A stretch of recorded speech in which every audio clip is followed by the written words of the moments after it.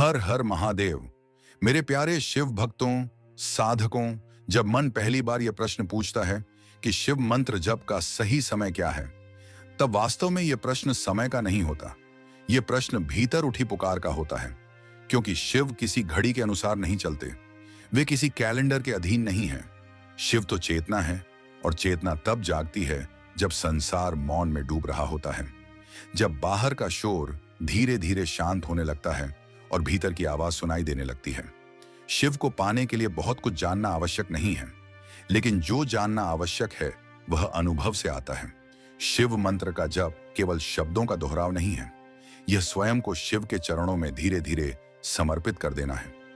जैसे कोई थका हुआ यात्री लंबी यात्रा के बाद किसी वृक्ष की छाया में बैठ जाए और कहे, अब बस, अब और नहीं। जब दिन ढलने लगता है, सूर्य की किरणें मध्यम पड़ने लगती हैं, तब प्रकृति स्वयं एक ध्यान में प्रवेश करती है। पक्षी अपने घोंसलों की ओर लौटते हैं, नदियों का प्रवाह धीमा होने लगता है, हवा भी जैसे थमकर कुछ सुनने लगती है। यही वह समय होता है जब शिव मंत्र का जप भीतर गहराई तक उतरने लगता है। लेकिन इन सब में सबसे विशेष समय वह है जब पूरी सृष्टि सो रही होती है, जब चारों ओर सन्नाटा होता है, जब मनुष्य का अहंकार भी थक कर चुप हो जाता है। यही वह समय है जिसे शिव का समय कहा गया है। रात्रि का वह पहर जब अंधकार केवल बाहर नहीं होता, भीतर भी फैल जाता है, और उसी अंधकार में शिव का प्रकाश दिखाई देता है। बहुत लोग पूछते हैं कि ब्रह्म मुहूर्त में जप करना श्रेष्ठ है या रात्रि के अंतिम प्रहर में। उत्तर यह है कि जब मन निर्मल हो, जब भीतर कोई अपेक्षा ना हो, जब जप केवल पाने के लिए नहीं बल्कि खो जाने के लिए हो, तब हर समय शिव का होता है। फिर भी अनुभव यह कहता है कि जब मनुष्य नींद और जागरण के बीच होता है, जब चेतना की परतें पतली हो जाती हैं, तब शिव मंत्र सीधे आत्मा को स्पर्श करता है। उस समय जपा गया मंत्र केवल कानों से नहीं, रग रग से गूंजता है। एक साधक की कथा है। वह वर्षों तक दिन में मंत्र जप करता रहा, नियमों के अनुसार, शास्त्रों के अनुसार, लेकिन उसके भीतर वह शांति नहीं उतर पाई जिसकी वह तलाश में था। एक रात वह अत्यंत व्याकुल था। जीवन में सब कुछ होते हुए भीतर एक खालीपन था। उसी रात उसने बिना किसी विधि, बिना किसी नियम, केवल आंखें बंद कर ओम नमः शिवाय कहना शुरू किया। कोई माला नहीं, कोई आसन नहीं, बस फर्श पर बैठा हुआ टूटा हुआ मन और भीगा हुआ हृदय। कुछ देर बाद उसे लगा जैसे कोई उसके सिर पर हाथ रखकर कह रहा हो, अब चुप हो जा। उस क्षण उसने पहली बार शिव को जाना। उसी क्षण उसने समझा कि शिव मंत्र का सबसे फलदायी समय वह है जब मन पूरी तरह हार मान लेता है। शिव मंत्र जप की विधि भी उतनी ही सरल है जितने स्वयं शिव हैं। शिव को दिखावा पसंद नहीं है, उन्हें भारी भरकम अनुष्ठान नहीं चाहिए, उन्हें चाहिए केवल सत्य। जब आप जप के लिए बैठे तो यह भाव ना रखें कि आप कुछ प्राप्त करने जा रहे हैं, यह भाव रखें कि आप स्वयं को अर्पित करने जा रहे हैं। शरीर सीधा हो लेकिन कठोर नहीं, आंखें बंद हो लेकिन चेहरे पर तनाव ना हो। श्वास को बदलने का प्रयास ना करें, बस उसे आते जाते देखें। फिर धीरे धीरे मंत्र को भीतर उतरने दें। मंत्र को जोर से नहीं, मन में भी नहीं, बल्कि हृदय में छपे। ऐसा लगे कि हर श्वास के साथ ओम भीतर जा रहा है और हर श्वास के साथ शिवाय बाहर आ रहा है। जब यह होने लगे तब समझ लीजिए कि आप सही समय में सही विधि से शिव मंत्र जप कर रहे हैं। शिव मंत्र का प्रभाव तुरंत नहीं, लेकिन गहराई से होता है। यह जीवन को बाहर से नहीं, भीतर से बदलता है। जैसे नदी चट्टान को एक दिन में नहीं काटती, लेकिन निरंतर बहते रहने से उसे आकार दे देती है।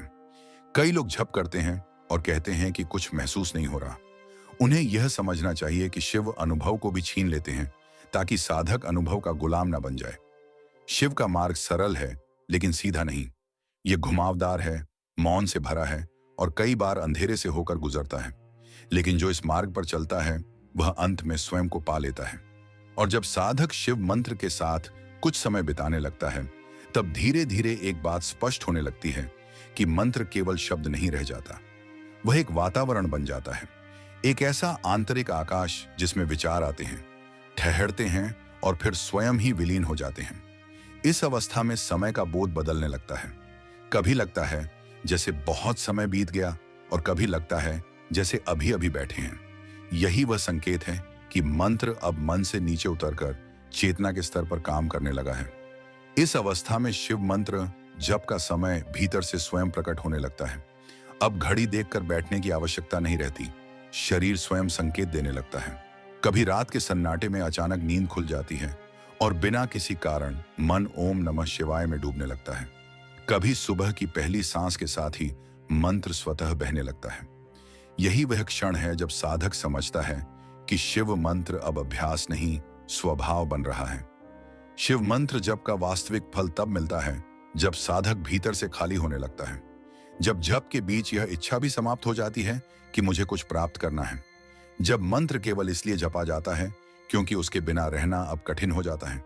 ठीक वैसे ही जैसे किसी प्रिय का नाम बार बार लिया जाता है बिना किसी उद्देश्य के, केवल प्रेम के कारण। बहुत से लोग पूछते हैं कि जप करते समय क्या देखना चाहिए, क्या अनुभव होना चाहिए, क्या कोई प्रकाश दिखेगा, क्या कोई कंपन महसूस होगा। लेकिन शिव का मार्ग अनुभवों का संग्रह नहीं है। शिव का मार्ग अनुभवों से भी आगे का है। जब साधक अनुभवों को पकड़ने की कोशिश करता है तब वह शिव से दूर हो जाता है, और जब वह सब छोड़ देता है तब शिव स्वयं उसके भीतर उतर आते हैं। एक वृद्ध साधु की बात है। कोई उनसे पूछ बैठा कि आपने शिव को कब देखा? उन्होंने मुस्कुराकर कहा, जिस दिन देखना छोड़ दिया उसी दिन शिव मिल गए। यही शिव मंत्र जप का रहस्य है। सही समय वही होता है जब देखने वाला थक जाता है और देखने की इच्छा भी शांत हो जाती है। शिव मंत्र जप की विधि में एक बहुत सूक्ष्म बात है जिसे अधिकांश लोग अनदेखा कर देते हैं। वह है भाव। शब्द तो सभी जपते हैं, लेकिन भाव बहुत कम लोग लाते हैं। भाव का अर्थ भावुक होना नहीं है। भाव का अर्थ है भीतर से जुड़ जाना। ऐसा जुड़ जाना कि जप करते समय यह महसूस हो कि शिव सुन रहे हैं। नहीं, यह नहीं कि शिव कहीं बाहर बैठकर सुन रहे हैं, बल्कि यह कि शिव ही सुन रहे हैं, शिव ही बोल रहे हैं और शिव ही सुनने वाले हैं। जब यह भाव आता है तब जप अपने आप गहरा हो जाता है। उस समय ना तो आवाज की आवश्यकता होती है, ना ही माला की। उस समय तो हृदय की धड़कन ही माला बन जाती है। हर धड़कन पर जैसे शी और वे गूंजता है। इस अवस्था में साधक के जीवन में सूक्ष्म परिवर्तन होने लगते हैं। क्रोध पहले जैसा तीव्र नहीं रहता। दुख आता है लेकिन टिकता नहीं। सुख मिलता है लेकिन बांधता नहीं। यह सब बिना प्रयास के होने लगता है, जैसे कोई भीतर से व्यवस्था संभालने लगा हो। यही शिव मंत्र जप का मौन फल है। शिव को भुआना कहा गया है, लेकिन उनकी भोलेपन की व्याख्या गलत कर दी गई है। शिव भोले इसलिए नहीं है कि वे कुछ समझते नहीं, बल्कि इसलिए कि वे कुछ पकड़ते नहीं। वे ना सुख पकड़ते हैं, ना दुख, ना मान, ना अपमान। जब साधक इस भोलेपन की ओर बढ़ता है तब उसका जप भी सरल और निर्दोष हो जाता है। रात्रि के समय किया गया शिव मंत्र जप इस भोलेपन को जल्दी जागृत करता है, क्योंकि रात्रि में संसार का दिखावा सो जाता है, भूमिकाएं उतर जाती हैं, पद, प्रतिष्ठा, पहचान सब कुछ समय के लिए विराम ले लेता है। तब जो बचता है वही सत्य होता है, और शिव सत्य के अलावा कुछ स्वीकार नहीं करते। इसलिए रात्रि में जप करते समय यदि कभी मन भारी हो जाए, आंखें नम हो जाएं, या भीतर से कोई पुरानी पीड़ा उभर आए, तो उससे भागिए मत। वही क्षण सबसे मूल्यवान होता है, क्योंकि वही वह द्वार है जहां से शिव भीतर प्रवेश करते हैं। एक स्त्री की कथा है जो वर्षों से शिव मंदिर जाती थी, लेकिन उसका जीवन दुखों से भरा था। एक रात उसने रोते हुए कहा, हे शिव, अगर तुम हो तो बस आज सुन लो। उसी रात वह बिना दीप, बिना अगरबत्ती, केवल मंत्र के साथ बैठ गई। उस जप में कोई शुद्धता नहीं थी, कोई क्रम नहीं था, बस आंसू थे और शिव का नाम था। कुछ समय बाद उसे ऐसा लगा जैसे उसका दुख कोई सुन रहा है, कोई सहला रहा है। अगले दिन से उसके हालात नहीं बदले, लेकिन उसका दृष्टिकोण बदल गया, और वही वास्तविक परिवर्तन था। शिव मंत्र जप का सबसे बड़ा फल यही है, दृष्टि का बदल जाना। जब दृष्टि बदलती है तब समय, परिस्थिति और लोग अपने आप अलग दिखाई देने लगते हैं।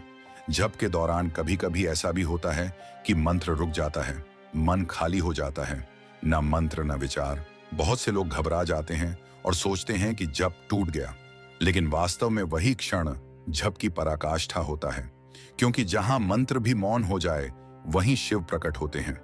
शिव मंत्र का सही समय वही है जब मंत्र भी थक जाए और साधक भी, जब दोनों चुप हो जाएं। उस मौन में जो शांति उतरती है वही शिव का साक्षात स्पर्श है। अब साधना एक ऐसे मोड़ पर पहुंच जाती है जहां प्रश्न अपने आप गिरने लगते हैं। अब यह जानने की उत्सुकता भी नहीं रहती कि शिव मंत्र का सही समय कौन सा है, क्योंकि साधक स्वयं समय बन चुका होता है।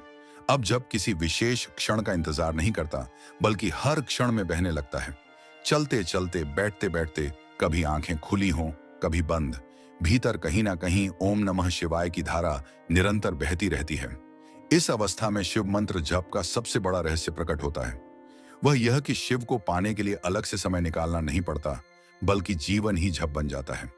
सांस भीतर जाती है तो ऐसा लगता है जैसे शिव को आमंत्रित कर रही हो, और सांस बाहर जाती है तो ऐसा लगता है जैसे स्वयं को शिव में छोड़ रही हो। अब जब कोई क्रिया नहीं रहता, वह अस्तित्व की लय बन जाता है। जब यह लय बनती है, तब भीतर एक गहरा स्थायित्व आता है। परिस्थितियां आती हैं, जाती हैं, लेकिन भीतर कुछ नहीं डगमगाता। दुख आता है लेकिन वह पहचान नहीं बनता। सुख आता है लेकिन वह बांधता नहीं। यह अवस्था किसी चमत्कार की तरह अचानक नहीं आती। ये धीरे धीरे बहुत शांत तरीके से उतरती है, और यही शिव का तरीका है। शिव मंत्र जप का सही समय तब सबसे अधिक फलदायी होता है जब साधक भीतर से मौन को स्वीकार कर लेता है। जब वह यह समझ लेता है कि हर प्रश्न का उत्तर शब्दों में नहीं होता। कई उत्तर तो केवल शांति के रूप में आते हैं, कई उत्तर तो केवल हल्केपन के रूप में उतरते हैं, और कई उत्तर तो बस इस अनुभूति के रूप में होते हैं कि अब कुछ साबित नहीं करना है। इस अवस्था में साधक को यह भी समझ में आने लगता है कि शिव मंत्र किसी देवता को प्रसन्न करने का साधन नहीं है, बल्कि स्वयं को खाली करने का मार्ग है। जब भीतर से मैं पतला होने लगता है, तब शिव अपने आप प्रकट होने लगते हैं, क्योंकि शिव कहीं बाहर नहीं है। वे उसी खालीपन का नाम है जिसे हम वर्षों से भरने की कोशिश करते रहे। अब विधि भी बहुत सहज हो जाती है। ना किसी विशेष आसन की जिद रहती है, ना समय की बाध्यता। बस एक बात बची रहती है, ईमानदारी जप तभी करना जब भीतर से करने की इच्छा हो, और जब इच्छा ना हो तब भी स्वयं को दोषी ना ठहराना, क्योंकि शिव दबाव में नहीं मिलते, वे केवल सहजता में उतरते हैं। इस स्तर पर साधक यह भी अनुभव करता है कि शिव मंत्र जप का सबसे शक्तिशाली समय वही होता है जब मन पूरी तरह साधारण होता है। ना बहुत उत्साह, ना बहुत निराशा, बस एक सहज स्वीकार, जैसे जीवन जैसा है वैसा ही ठीक है। यही स्वीकार शिव की सबसे प्रिय भेंट है। धीरे धीरे यह समझ भी गहरी होती जाती है कि शिव मंत्र का फल किसी बाहरी उपलब्धि में नहीं, बल्कि भीतर की स्थिरता में है। जब आप कम प्रतिक्रिया देने लगते हैं, जब आप बिना कारण भी शांत रह सकते हैं, जब आप दूसरों को बदलने की बजाय स्वयं को समझने लगते हैं, तब जान लीजिए कि शिव मंत्र अपना काम कर चुका है। अब साधना का अंतिम चरण शुरू होता है, जहां साधक कुछ भी पाना नहीं चाहता, वह केवल बना रहना चाहता है। उस शांति में, उस मौन में, उस खालीपन में, यही समाधि की ओर पहला कदम होता है। यहां कोई घोषणा नहीं होती, कोई विशेष अनुभव नहीं होता, बस भीतर एक गहरा ठीक है उतर जाता है। शिव मंत्र जप का सबसे बड़ा फल यही है, जीवन के साथ संघर्ष समाप्त हो जाना, जीवन जैसा है वैसा ही स्वीकार हो जाना, और यही शिव की कृपा है। अब यह यात्रा यहीं पूर्ण होती है, लेकिन वास्तव में यह अंत नहीं है। यह तो आपके भीतर शुरू होने वाली एक नई यात्रा का आरंभ है। अगर इस वीडियो ने आपके मन को थोड़ा सा भी छुआ हो, अगर शिव मंत्र के प्रति आपके भीतर कोई भाव जगा हो, तो इस वीडियो को लाइक जरूर करें। अगर आप चाहते हैं कि ऐसी ही गहरी, सरल और शिव समर्पित साधना की बातें आपको निरंतर मिलती रहे, तो शिव भक्ति ज्ञान चैनल को सब्सक्राइब करना ना भूलें, और कमेंट में बस इतना लिख दीजिए, ओम नमः शिवाय, या शिव के लिए आपके हृदय से निकला कोई एक शब्द शिव सुनते हैं। बस भाव सच्चा होना चाहिए।